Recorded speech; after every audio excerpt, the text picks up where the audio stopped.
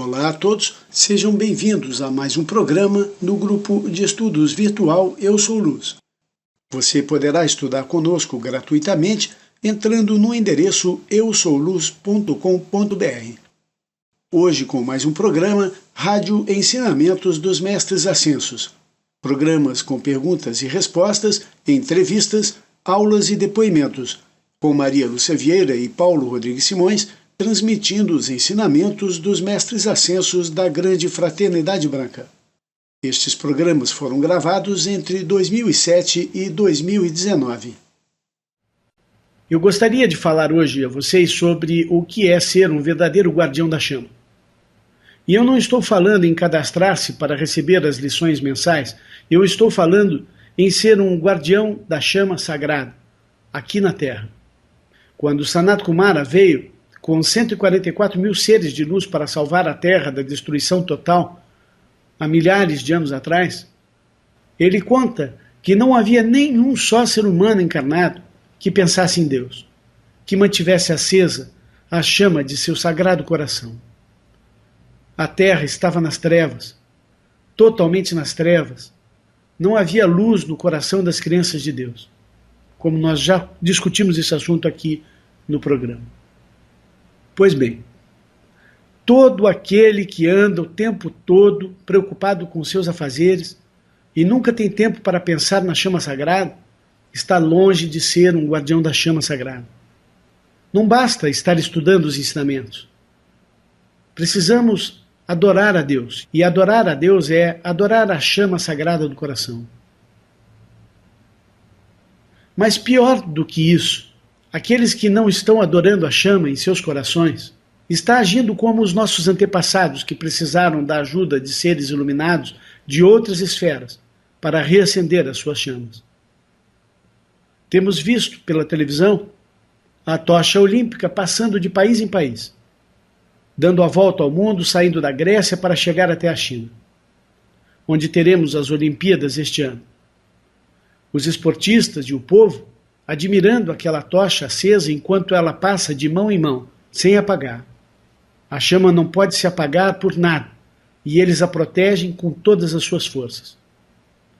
É a imagem sagrada do fogo, desde a antiga Grécia, que se mantém até os tempos de hoje.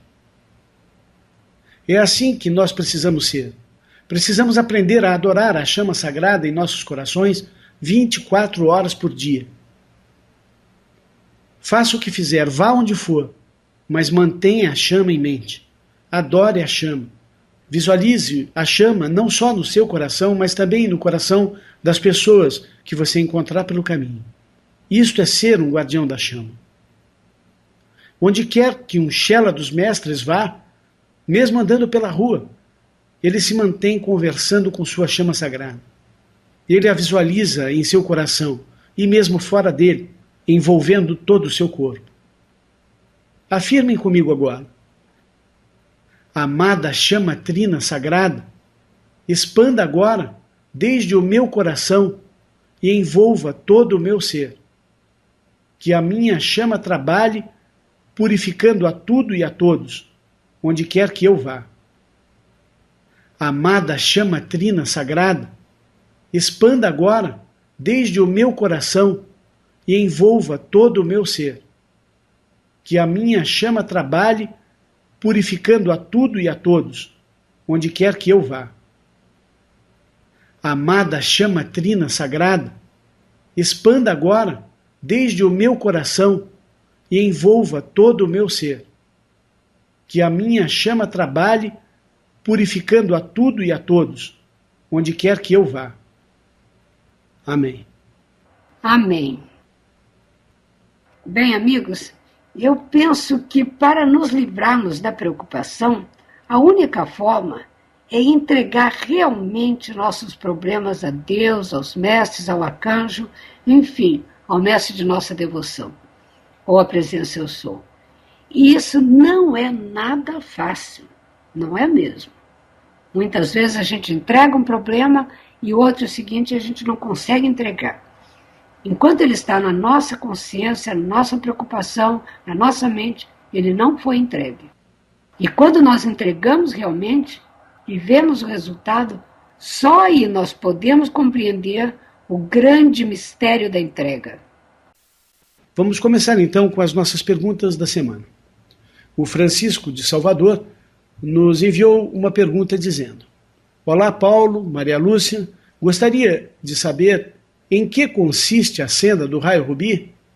Pergunto isso pois ouvi a seguinte expressão: muitas pessoas não conseguem trilhar essa senda, pois a senda da Summit Lighthouse é a senda do raio rubi e é a senda que conduz à ascensão. Gostaria de entender melhor o que significa essa senda e como ela é trilhada. Vitória sempre, Francisco. Olá, Francisco. O raio rubi é de um amor intenso, tão intenso que quando o estudante trabalha com esta chama, ela provoca a elevação de seus ódios e rancores internos. Estas energias sobem do inconsciente como arames negros para serem transmutados pelo amor consumidor do raio rubi. O estudante, inicialmente, deve fortalecer-se no raio azul, transmutar um bocado de karma na chama violeta, purificar seus chakras na chama branca da pureza da amada Astreia, curar seus 4 corpos inferiores na chama verde de Maria Hilarion, mergulhar na chama da paz do coração de Jesus e, com a chama da sabedoria, estudar e conhecer as leis. Assim, ele estará preparado para trabalhar com o raio rubi. O estudante que só desenvolve a devoção e, por falta de estudo, desconhece a lei cósmica, ele pode falhar. Sabemos que a ignorância da lei não isenta a culpa. A senda do raio rubi é para ser trabalhada com renúncia, desapego, obediência, generosidade e espírito solidário. Esta senda do amor consumidor é para aqueles que veem no serviço e no sacrifício uma oportunidade de praticar um sagrado ofício que conduz à liberdade eterna. Em inglês, esta senda é chamada a senda dos 4 S's: Sacrifice, Service, Surrender e Selflessness, que é sacrifício, serviço, renúncia e ausência do ego, do eu, altruísmo. Você pode encontrar mais alguma coisa sobre este assunto que nós já falamos no programa 12. O Francisco nos enviou mais uma pergunta dizendo: Olá, Paulo e Maria Lúcia, Vitória sempre. Estava relendo o texto do site eusouluz.com.br sobre o corpo causal e refleti neste trecho. Abre aspas. Como posso utilizar este corpo? Digamos que em uma de minhas vidas passadas eu fui um excelente contador ou matemático. Se nesta vida estou tendo dificuldades para aprender matemática, posso invocar de meu Santo Cristo pessoal que me traga as energias e memórias desta vida em que eu sabia matemática. Assim terei muito mais facilidade de desenvolver este conhecimento nesta vida. A pergunta que fica no ar é a seguinte: como posso saber que qualidades eu tive em vidas passadas para aproveitar essa energia do meu corpo causal? Existe alguma forma de saber, ou pelo menos intuir, qual dos raios é mais abundante em nosso corpo causal? Se existe, como podemos fazer para descobrir? Seria ótimo saber qual qualidade é mais intensa, pois assim precipitaríamos justamente a qualidade do raio mais forte e trabalharíamos objetivamente para aumentar a qualidade que estivesse menos abundante no nosso corpo causal. Fiquem na luz, Francisco. Francisco, você tem razão, realmente seria muito bom sabermos exatamente no que já desenvolvemos, quais raios nós já fizemos um grande acúmulo de energia positiva em nosso corpo causal. Sabe, nós nascemos para desenvolver todos os raios, mas alguns mais e outros menos em cada encarnação. Como já conversamos antes aqui, podemos saber isso através de uma análise do nosso próprio ciclo cósmico, o que recomendo a todas as pessoas. Cada um de nós desenvolveu um raio mais do que o outro, mas para saber quais são, precisamos buscar a resposta em nosso coração, com o nosso Santo Cristo pessoal. Quando analisamos o ciclo cósmico de uma pessoa e vemos que ela tem a lua sobre o chakra da alma, por exemplo, sabemos que ela tem muito karma negativo para resgatar no 7º raio, mas nós não sabemos se ela já tem um grande poder acumulado deste raio em seu corpo causal. São duas coisas diferentes. Sabe, Francisco, quando eu escrevi esse texto, eu me baseei no seguinte: como todos nós já vivemos centenas e centenas de vidas, muito provavelmente já desenvolvemos muitas qualidades que hoje não temos completamente à nossa mão. Assim, eu sei que podemos invocar do nosso corpo causal muitas das qualidades que estão nos faltando hoje. Eu estava escrevendo sobre cada um dos 7 corpos quando escrevi esse texto. E eu precisava mostrar uma maneira de utilizar este corpo assim como eu escrevi para cada um dos corpos. Mas eu queria escrever sobre o corpo causal além do que apenas ser um banco no céu, como normalmente nós lemos nas pérolas de sabedoria. Mas na realidade, Francisco, normalmente não precisamos de nosso corpo causal para manifestar a perfeição. Podemos pedir a nossa presença Eu Sou que desenvolva em nós aquilo que está nos faltando para essa vida.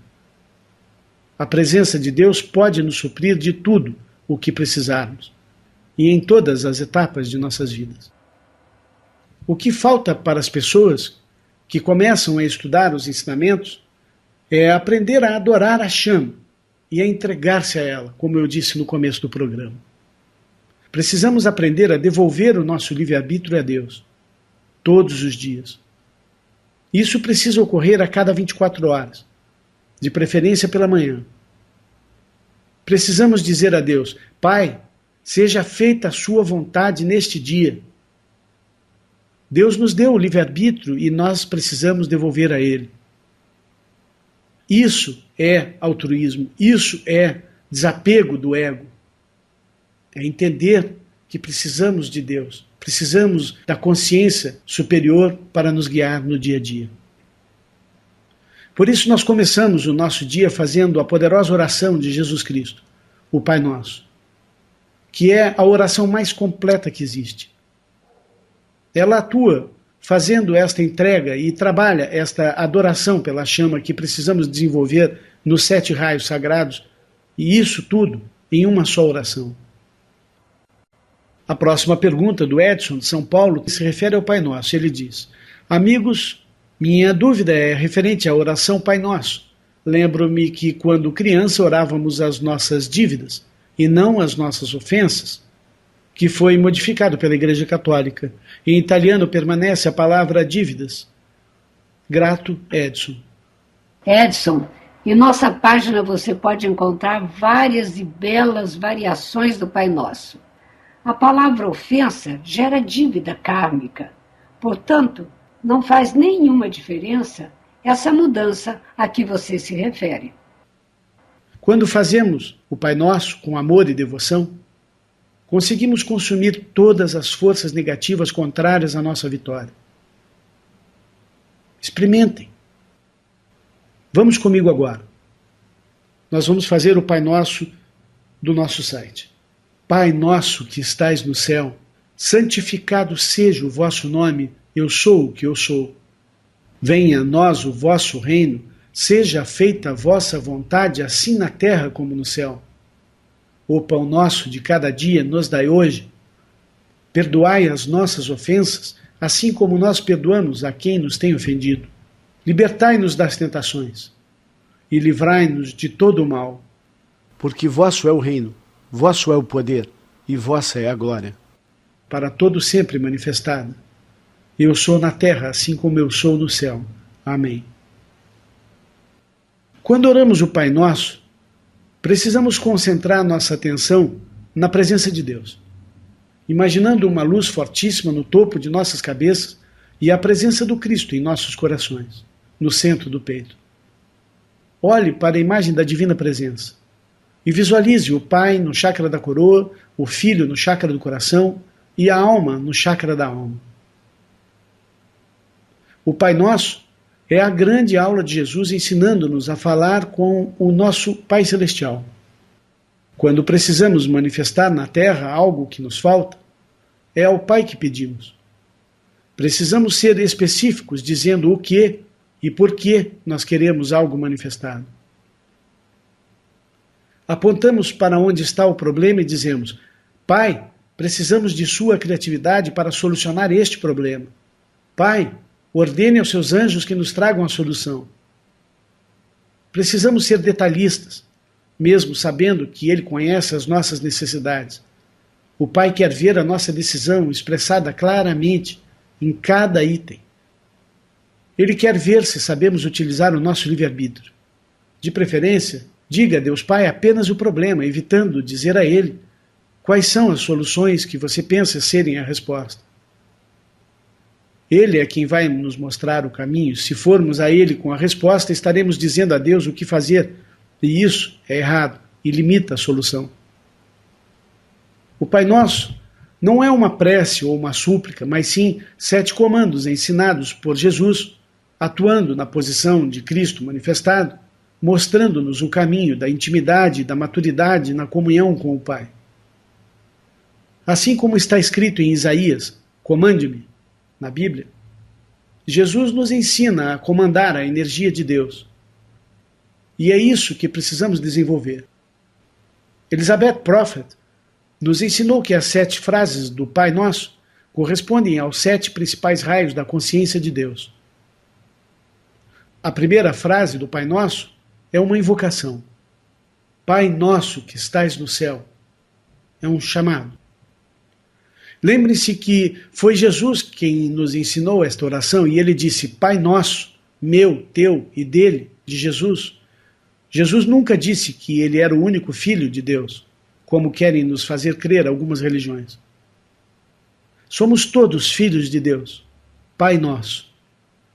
E Jesus mostrou-nos o caminho de volta ao lar, ensinou passo a passo como fazer para incorporar o Cristo. Este sim é o Filho unigênito do Pai. Jesus tornou-se esse Cristo em pessoa, aqui na terra, para que pudéssemos aprender com ele a também incorporar o Cristo, galgando assim o direito de ascender ao plano do Pai.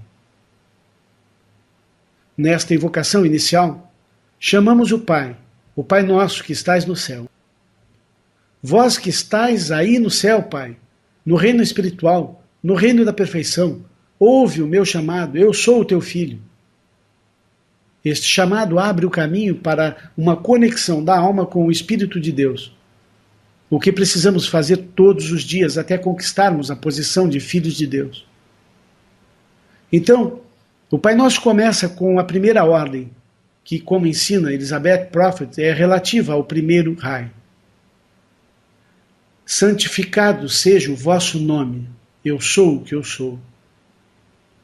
Esta é uma ordem absolutamente imperativa do primeiro raio, o raio azul da vontade divina, da proteção e da direção divina. Quando dizemos santificado seja o vosso nome, estamos pelo livre-arbítrio, elevando nossa energia ao alto, buscando a união com o Pai. Estamos com isso reverenciando, aceitando e louvando o seu santo e poderoso nome, eu sou o que eu sou. Com esta ação, elevamos a nossa atenção para o alto, para o plano do Espírito, e através desta corrente criada pela elevação da nossa energia, estabelecemos um fluxo de luz que volta multiplicada para o plano físico.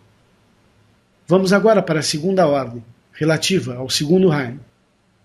Venha a nós o vosso reino. Esta frase magnetiza a energia do segundo raio, a luz dourada da sabedoria, da iluminação que ilumina a consciência. A palavra reino significa coroa, cabeça, consciência.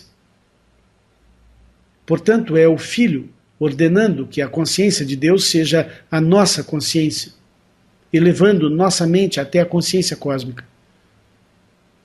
Este é o maior objetivo das crianças de Deus, elevar suas consciências para ter a consciência livre no cosmos. Quando dizemos, venha a nós o vosso reino, estamos optando por evoluir o reino humano para um reino que nos conduz à imortalidade da alma. É o mesmo que dizer, Pai, eu opto por manifestar o seu reino espiritual, porque eu quero materializar Deus, eu quero a consciência de Deus, e não mais a minha consciência limitada e humana. Eu quero ser Deus em ação aqui e agora.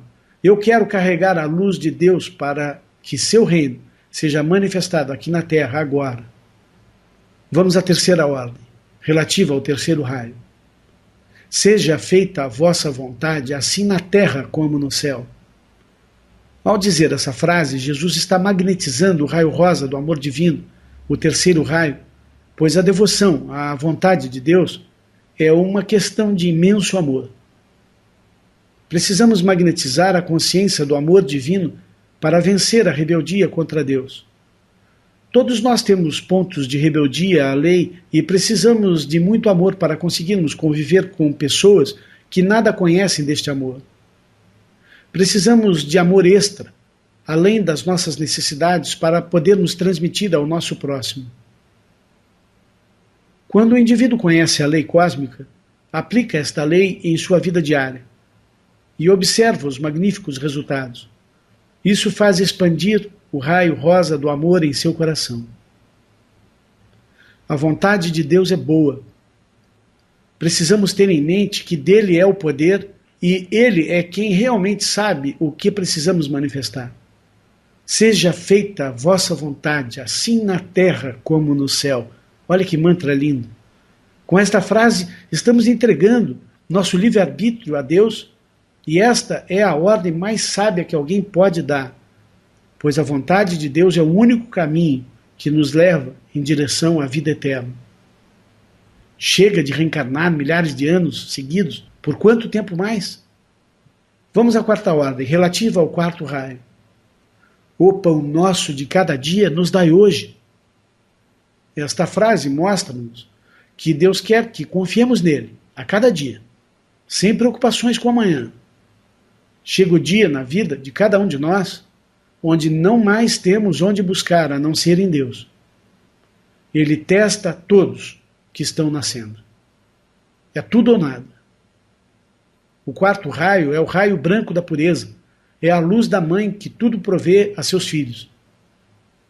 É a luz da mãe divina que alimenta as crianças de Deus. É através da comunhão com o Santo Cristo pessoal no chakra do coração que qualificamos a luz do chakra da base, o chakra da mãe, com a necessidade de cada momento, comida, dinheiro, roupa e tudo mais que necessitamos para sobreviver. O fluir desta energia cósmica em nós, com mais intensidade, exige do indivíduo que consiga manter a harmonia, evitar os ressentimentos, as mágoas, a irritação e o medo que bloqueiam a abastança. A quarta ordem mostra a intimidade do filho em comunhão com o pai. Quando o filho trabalha com o pai, ele não implora nada. Ele simplesmente pede: pai, eu preciso de uma casa, eu preciso de um computador, eu preciso de um carro. Como a criança que sente fome diz: mãe, eu quero comer. Ela não se preocupa com nada, simplesmente pede para comer na hora que sente fome. É esta despreocupação com as coisas materiais que precisamos atingir, sabendo que temos o direito a ter tudo o que necessitamos e quando necessitamos, quando cumprimos a nossa parte e obedecemos às leis de Deus. Precisamos ser o ponto de união entre o Pai, a Mãe, o Filho e o Espírito Santo. O homem é uma manifestação da luz desse Deus único, e aqui está para aprender a trabalhar com a energia divina, decidindo a cada minuto, através do livre-arbítrio, a qualificação correta ou incorreta da energia. Vamos à quinta ordem, relativa ao quinto raio. Perdoai as nossas ofensas, assim como nós perdoamos a quem nos tem ofendido. O perdão é a maior de todas as formas de solucionarmos os nossos problemas.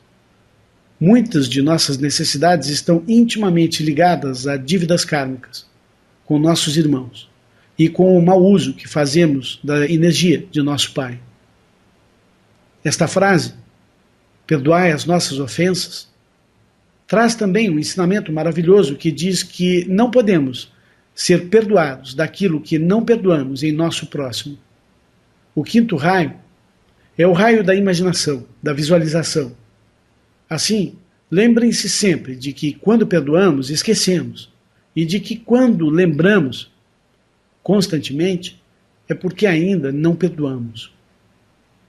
lei do perdão é básica e fundamental para o fluir da energia de abundância e prosperidade. O quinto raio é o raio verde esmeralda que carrega para a humanidade a chama da verdade, da cura, da alegria e da abundância. Lembrem-se de que a função do homem é perdoar, a de Deus é julgar. Vejam, amigos, que o perdão está no quinto raio. Isto mostra que é impossível termos abastança sem perdoar a nós mesmos e aos outros. A lei do quinto raio mostra claramente, e é uma coisa para a gente pensar bastante. Veja, Maria Lúcia, que também nós não podemos ter alegria sem perdoar. Quem não perdoa vive triste, vive fechado, né? A alegria é do quinto raio. E o perdão está intimamente ligado com a alegria. Perdoar é felicidade total, né? Cura, né? A cura dos 4 corpos inferiores. Também. A falta do perdão traz a doença para o corpo físico, emocional. O não perdão endurece o coração e traz doenças do coração também. Vamos à sexta ordem, relativa ao sexto raio. Libertai-nos das tentações. As tentações são permitidas por nosso Pai para que sejamos testados. Todo discípulo dos mestres deve estar preparado para ser tentado. Assim como Jesus o foi no deserto, Gautama Buda debaixo da árvore boa, entre tantos outros que a gente conhece. Desta frase, libertai-nos das tentações, inclusa no Pai Nosso, indica que precisamos do apoio de Deus e de seus anjos para vencer as tentações. Indica que não podemos vencer sozinhos. Quando sentimos a tentação chegar, precisamos pedir ajuda imediatamente. Algumas tentações podem ser difíceis de se vencer sem o apoio espiritual elevado. A tentação traz entidades que tentam tomar o corpo emocional, levando a pessoa arrastada a cometer erros contra a lei de Deus. Assim precisamos dos anjos. O sexto raio ensina a servir a Deus e à humanidade. E isso é possível quando o indivíduo mantém harmonia no ser e paz no seu coração. Mantém sua atenção no guru interior, que é o Santo Cristo pessoal de cada um. Este mediador sabe exatamente o que é certo, e ele é a voz da consciência que avisa continuamente através da intuição. Para caminhar na senda iniciática, o estudante deve estar consciente de sua verdadeira realidade e procurar passar os testes e servir a luz. A tentação tenta desviá-lo do caminho e fazê-lo esquecer sua real individualidade. A tentação quer trazer o ser para a superficialidade, a personalidade, o ego humano, o prazer dos 5 sentidos.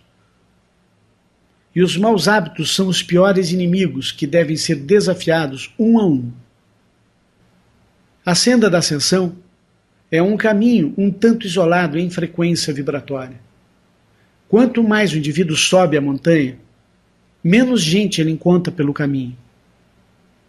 Portanto, libertai-nos das tentações, ou como encontramos em algumas outras formas do Pai Nosso, não nos deixeis cair em tentação, é uma ordem dada à energia para o selar do ser, no único caminho da salvação, a autoelevação, o caminho da cristicidade. Vejam que todo mau hábito tem 3 aspectos. Começando com o desejo errôneo, depois vem a tentação e o demônio ou entidade, ou demônio e entidade, que atormentam para nos fazer reincidir naquilo cada vez mais. Bem, Jesus é o mestre do sexto raio, é o mestre da paz, é o mestre do plexo solar, do raio da emoção. E o desejo errôneo começa com uma emoção. Portanto, eu penso que nada melhor, nem um mestre melhor que Jesus, para nos ajudar a livrar da tentação, do desejo. Para nos livrarmos de um desejo errôneo, de um mau hábito, eu penso que a gente tem que pedir todo dia para Jesus: liberta-me do desejo, por exemplo, liberta-me do desejo de fumar, liberta-me da tentação de fumar e liberta-me da entidade de nicotina. E aí você aplica isso para outros maus hábitos. E uma outra coisa também, Maria Lúcia, que você não comentou aí, mas que cabe bem nisso que você está falando, sobre a tentação. É que depois que nós caímos e cedemos à tentação, existe a acusação, existe o sentimento de culpa causado pela contínua acusação do eu inferior na consciência da pessoa. Aí a acusação, é a culpa, é a autocondenação, é a magia negra. Vamos à sétima ordem relativa ao sétimo raio. Livrai-nos de todo o mal. Livrai-nos de todo o mal, da maldade, da violência, dos acidentes, do karma negativo que liberamos e está retornando. Livrai-nos da inveja, do ódio, do ciúme. Livrai-nos do veneno do orgulho, da crítica, dos maus pensamentos e de todos os vícios e maus hábitos. E, para finalizar, vem o selamento das 7 ordens, dos 7 raios, relativo à Trindade.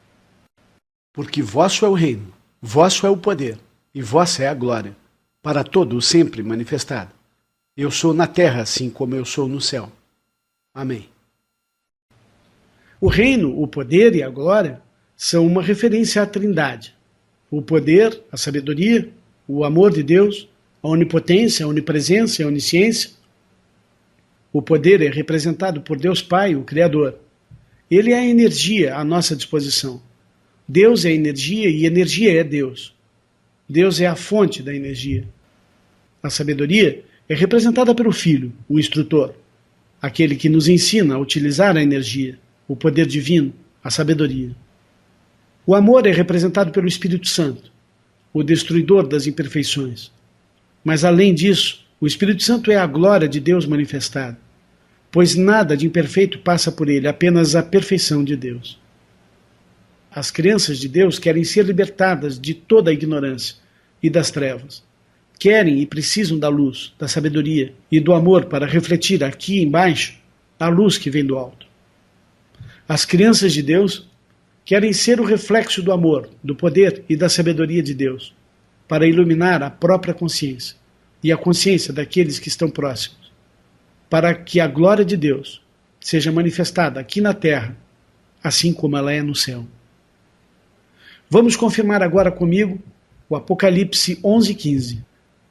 Eu vou falar 4, as 3 seguintes para vocês repetirem comigo. Os reinos do mundo vieram a ser do nosso Senhor e do seu Cristo, e ele reinará para todo o sempre. Os reinos do mundo vieram a ser do nosso Senhor e do seu Cristo, e ele reinará para todo o sempre. Os reinos do mundo vieram a ser do nosso Senhor e do seu Cristo, e ele reinará para todo o sempre. Os reinos do mundo vieram a ser do nosso Senhor e do seu Cristo, e ele reinará para todo o sempre. O Fábio do Rio de Janeiro nos diz o seguinte: gostaria de saber se a alma gêmea é uma outra pessoa com quem temos os mesmos gostos, afinidades, e que a nossa união seja uma fusão complemento. Ou se é uma pessoa com quem vamos atingir o ponto de equilíbrio, nos aprimorando, que nos leve a ambos a se elevarem espiritualmente através de esforços e renúncias para a evolução espiritual, não sendo uma vida conjugal de mar de rosas. Há algo que podemos fazer para acelerar nosso encontro com esta alma? Namastê, vitória sempre, Fábio. Fábio, sabe, na realidade, a função da união das chamas gêmeas é de grande valor. Mas elas estiveram separadas por muito tempo. Isso foi a primeira coisa que os anjos caídos fizeram, foi separar as chamas gêmeas. O início da sua pergunta está respondido nos programas 4, 9, 20 e 35, que nós já conversamos nesses programas sobre este assunto. Para a sua última pergunta, o encontro com a nossa chama gêmea depende, é claro, de ela estar encarnada. Mas mesmo que esteja, ela pode ser sua filha, sua avó, sua mãe. Quando isso ocorre, Deus está nos dando uma bela oportunidade para consumirmos o karma entre nós. As chamas gêmeas nascerem como marido e mulher não é tão importante como as pessoas pensam. O importante é que as duas almas trabalhem em harmonia. Elas precisam aprender a se perdoar e a conviver em respeito mútuo. A chama gêmea é a outra metade sua. E nos separamos dela por não termos amado uma a outra tanto quanto Deus nos amou. Se não houvesse desamor, e não seríamos vencidos pelas tentações dos anjos caídos. Eles encontraram vulnerabilidade, eles encontraram discórdia, desamor, egoísmo. A Luciane de Curitiba também vem com uma pergunta sobre esse assunto. Vamos ouvi-la fazendo a pergunta. Olá, Paulo, Maria Lúcia. Uma perguntinha ainda sobre chamas gêmeas. Estava lendo sua aula A Origem da Vida Espiritual na Terra e pergunto o seguinte: se saímos do absoluto como um ovo que se divide em dois na descida, as chamas gêmeas, e seu padrão eletrônico é único, o plano divino também é o mesmo? As almas gêmeas têm o mesmo destino, ou seja, objetivo cósmico, e a presença do Eu Sou é a mesma para ambas? Obrigada, Vitória sempre, Luciane Curitiba. Sim, a presença Eu Sou, Luciane, é a mesma para ambas. E o plano divino também. Gosto de mostrar o caso de Jesus e Madalena. Ela concluiu a sua última encarnação como a Aimee Semple McPherson, da Igreja Quadrangular. Como vocês podem ver na nossa aula número 82, disponível em nosso site. Quando ela construiu esta igreja para ajudar os filhos de Deus a encontrar o caminho para o divino, sua missão, assim como a de Jesus, era dar o exemplo de adoração a Deus como único caminho para a ascensão. Mais uma perguntinha ainda sobre o texto A Origem da Vida que a Luciane mandou. Ela diz: e o nascimento das chamas gêmeas? No texto diz que o ovo do qual se origina a vida na Terra é de dupla polaridade, que ao nascer divide-se em dois. Um totalmente de polaridade positiva, alfa e masculina, e a outra totalmente de polaridade negativa, ômega, feminina. Pergunto: nós, seres humanos, mulheres, não temos também o nosso lado masculino e os homens não têm o seu lado feminino? Por que então se diz totalmente na polaridade masculina ou feminina? Luciane, as chamas de polaridade alfa precisam equilibrar esta energia, desenvolvendo sua energia ômega. E as de polaridade ômega precisam aprender a desenvolver sua energia alfa. Nós estamos falando nesse texto na criação dessas chamas gêmeas e não no desenvolvimento delas durante as N encarnações na Terra. O ser humano se torna capaz de produzir sua própria energia quando equilibra as duas forças em si mesmo. E assim torna-se um sol que emite sua própria energia. E isso é vida eterna, é capacidade de autossustentar-se. Os mestres querem ensinar as crianças de Deus a serem focos de luz para a humanidade. Isso é mais do que ser um guardião da chama. O Renato de Niterói nos escreveu dizendo: bom dia, Paulo e Maria Lúcia, muito bom este programa 46, principalmente pela aula de mantras e dos ciclos cósmicos. Por isso, amigos, vai a minha primeira pergunta. Na minha análise de ciclos cósmicos, sofro influências nas 2, 4, 5, 6, 7, 8, 9 e 10 horas. Então devo fazer os mantras para essas respectivas horas acompanhadas do mantra do coração? Na correlação esotérica, aula número 10, naquela tabela, vi que cada mestre tem o seu dia. Pergunto por quê? Devemos fazer mais comandos de luz para homenagear o mestre daquele dia? Grato, Vitória sempre, Renato. Olá, Renato. Existe uma sequência na ordem de importância dos ciclos cósmicos que o Paulo preparou para você. Siga essa ordem. Existe um raio para cada um dos 7 dias da semana. Naturalmente, há uma intensidade maior da influência e atuação desse raio no seu dia. Entretanto, todos os raios atuam todos os dias e podemos invocá-los. O nosso Santo Cristo pessoal sabe exatamente o que devemos decretar e qual o raio que é melhor e mais necessário naquele dia ou naquele momento. É bom perguntar: meu querido Santo Cristo pessoal, eu já fiz a proteção do raio azul, já fiz período de chama violeta, e agora? Qual é o comando de luz, qual é o decreto, oração ou mantra que a minha alma mais necessita neste momento? Para quem não sabe, segue os dias da semana e os seus raios. O estudante da luz deve saber isto de memória. Primeiro raio é na terça-feira. Segundo raio, domingo. Terceiro raio, segunda-feira. Quarto raio, sexta-feira. Quinto raio, quarta-feira. Sexto raio, quinta-feira. E sétimo raio, no sábado. Renato, você veja que é importante vocês entenderem, quem faz a análise de seus próprios ciclos, que o Sol, a Lua, o Ascendente, Vênus e Marte são as forças planetárias mais influentes em nosso ciclo cósmico. Agora, as outras análises não podem ser jogadas fora.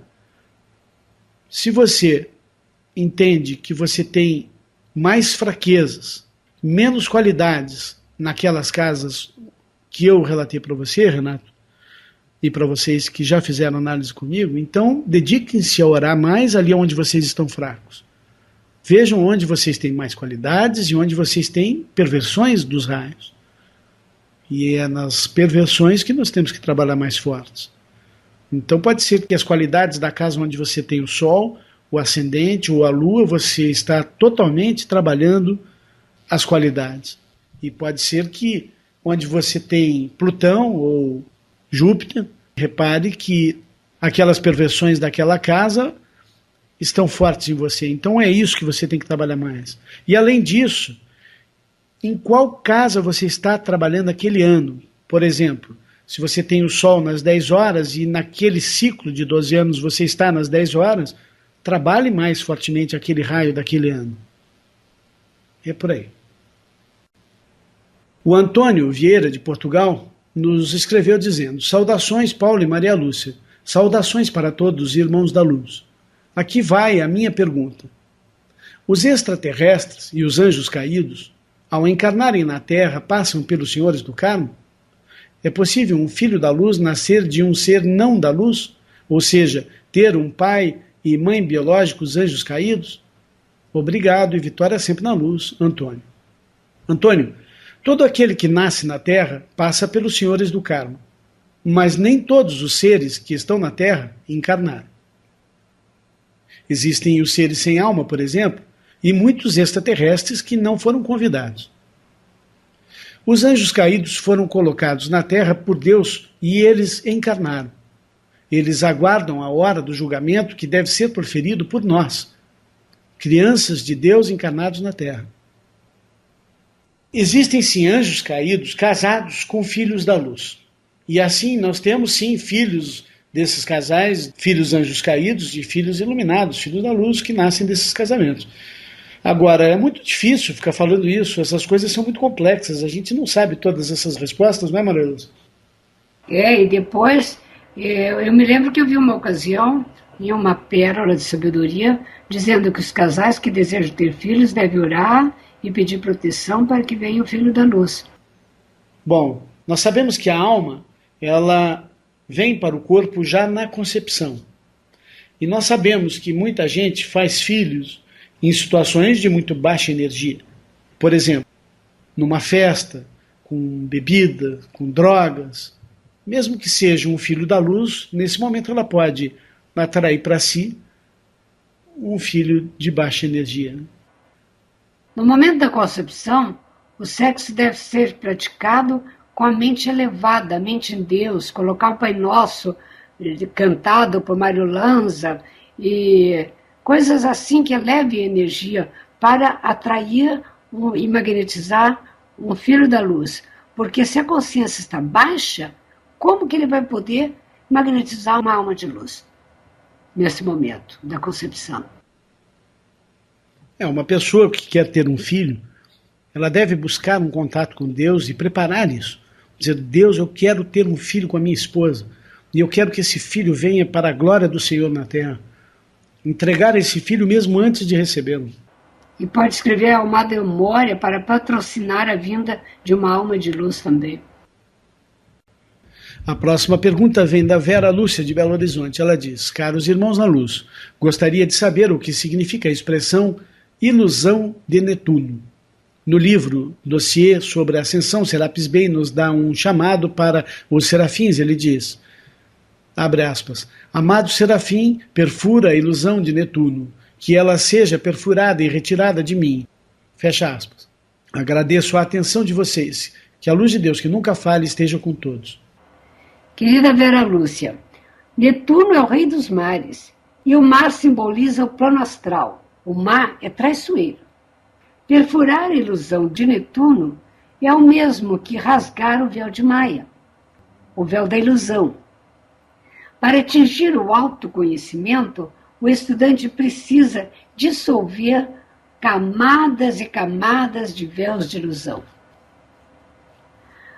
A humanidade identifica-se com seu eu inferior, isto é, o indivíduo pensa que ele é o seu eu inferior. À medida que ele se liberta de cada aspecto do eu inferior, ele começa a vislumbrar o seu verdadeiro eu, a sua realidade divina. Vamos dar um exemplo. A pessoa diz, eu sou temperamental, ou eu sou depressiva, eu sou impaciente, coisas assim. Isto não é ela. São facetas do seu ego, do seu eu humano, do seu eu inferior, que podem ser corrigidas ou curadas. Certos hábitos estão tão arraigados ao indivíduo, ele já tentou libertar-se sem sucesso e acaba concluindo, eu sou assim mesmo, e meus amigos têm que me aceitar assim como eu sou, e pronto. Mas não é assim, isso não é verdade. Ele não é assim. E ele pode libertar-se com os muitos instrumentos que os mestres nos dão. Maria Lúcia, veja que esse é um dos grandes problemas que os mestres têm com aqueles chelas que chegam nos ensinamentos.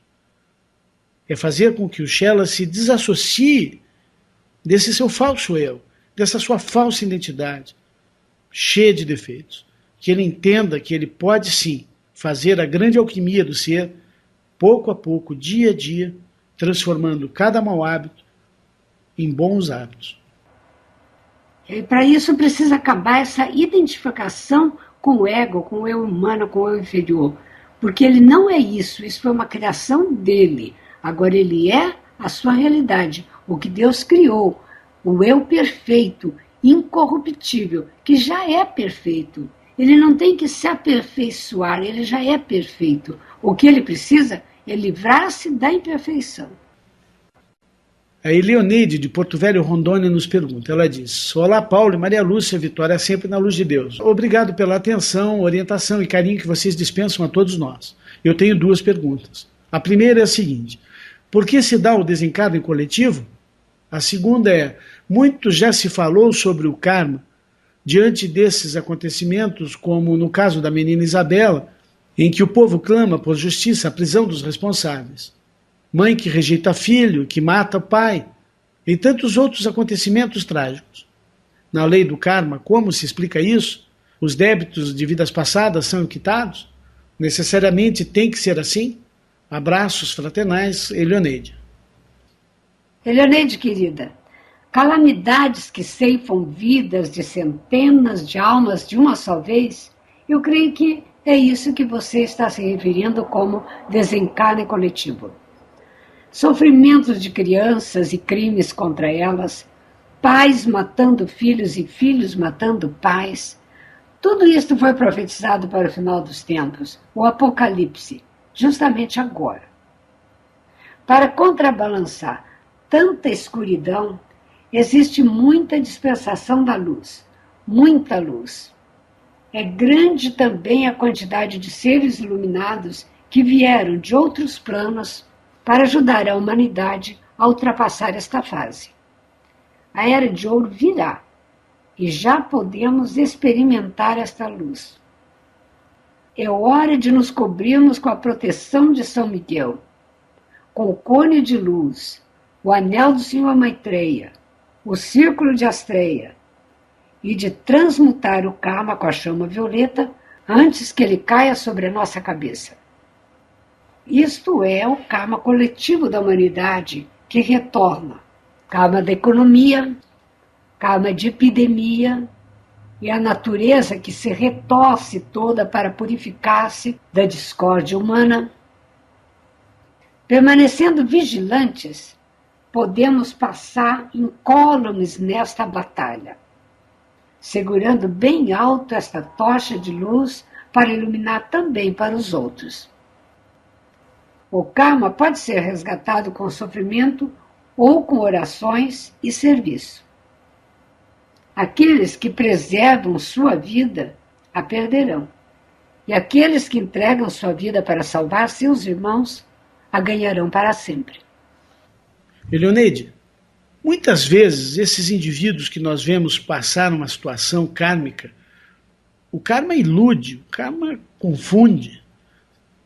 As pessoas cometem erros achando que não vão pagar por eles e quando vêm estão numa situação terrível.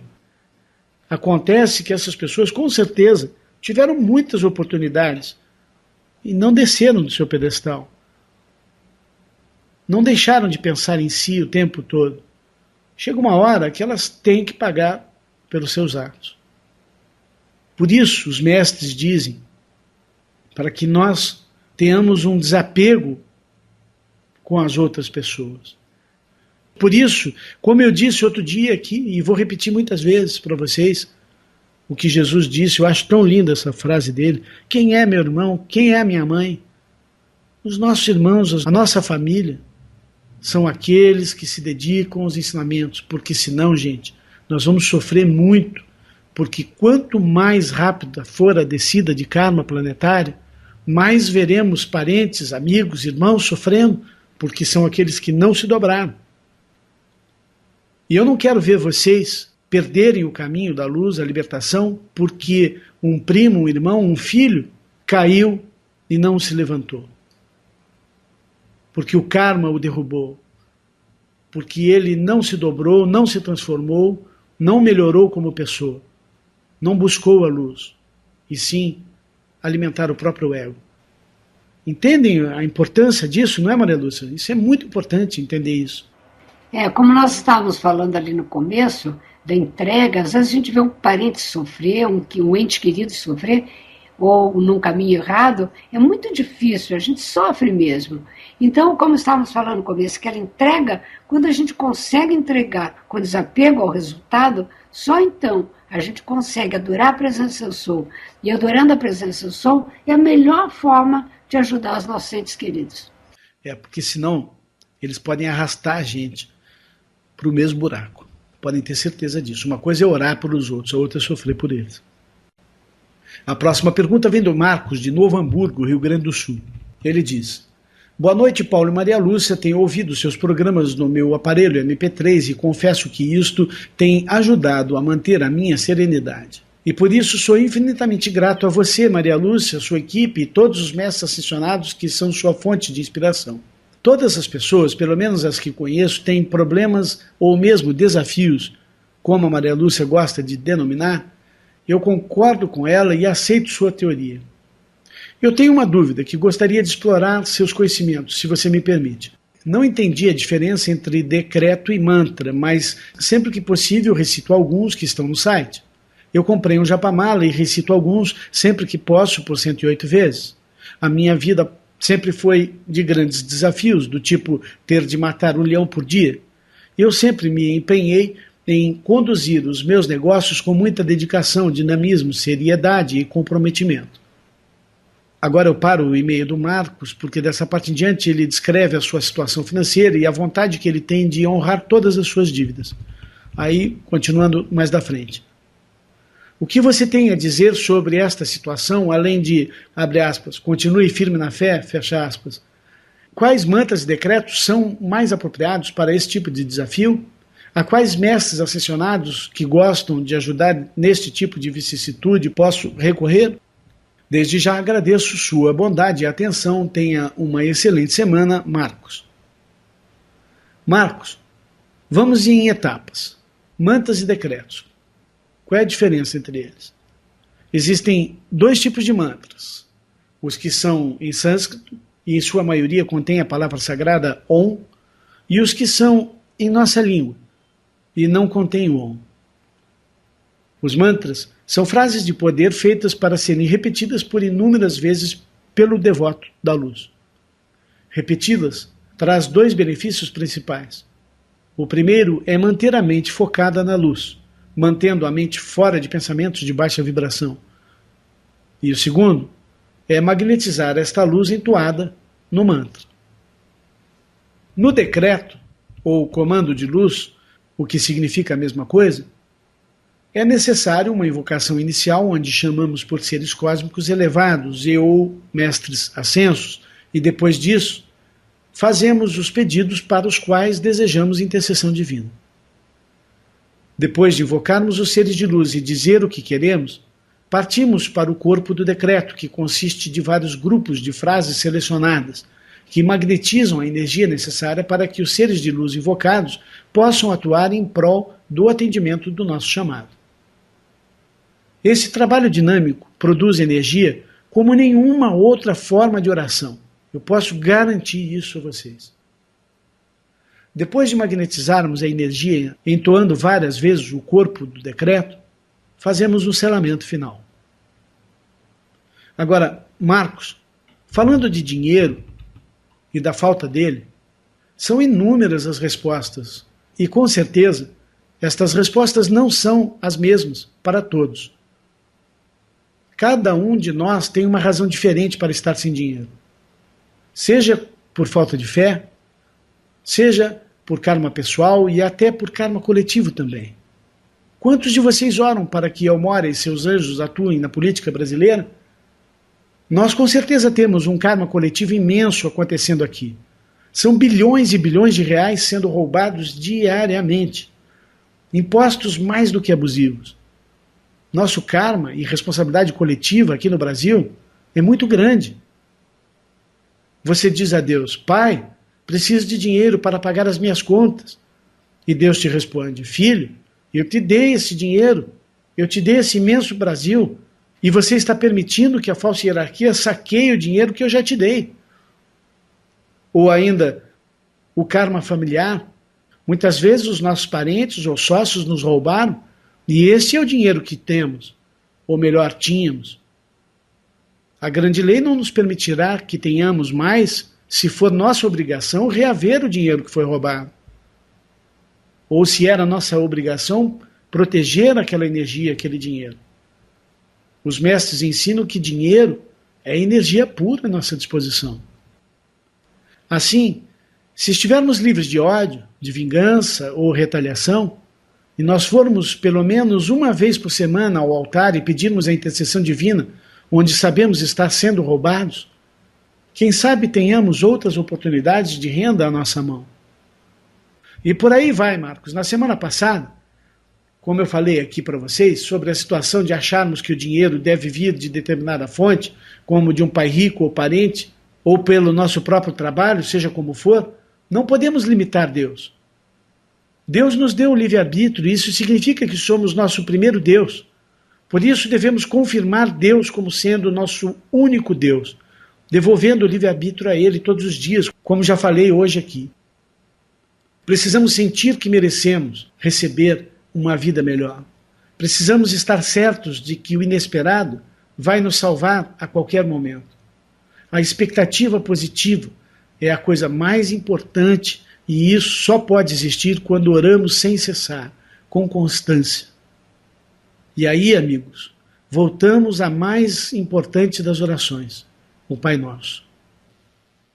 Venha estudar conosco no grupo de estudos virtual Eu Sou Luz, pelo endereço eusouluz.com.br. Participe com sua doação para que possamos levar os ensinamentos para mais e mais pessoas, pelo Pix contato@eusouluz.com.br. Agradecemos a participação de todos e pedimos para que inscrevam-se no canal e cliquem no sininho para que vocês possam então receber o alerta para cada vídeo que liberarmos por aqui. Até um próximo vídeo.